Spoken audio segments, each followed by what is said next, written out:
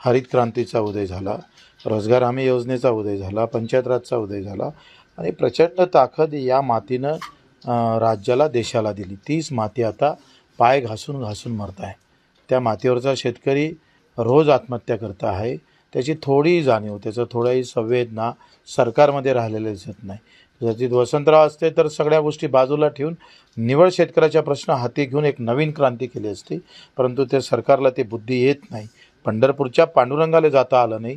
पण मी माझं भाग्य समजतोय का शेतकऱ्याचा पांडुरंग या आमच्या वसंतराव नाईकांच्या या गावी येऊन त्यांना नतमस्तक मला होता आलं. हे माझ्यासाठी भाग्याचं अत्यंत भाग्य माझ्यासाठी मी चिंचलगाव आमचे साहेबराव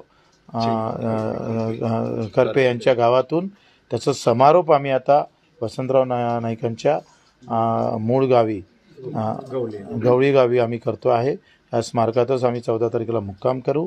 इथं चिंतन मंथन करू, मौन पाळू 4 वाजतापासून तर 15 तारखेच्या सकाळी 7 वाजेपर्यंत आणि इथून आम्ही रवाना होऊ. कर्जमाफी आपली काय भूमिका आहे?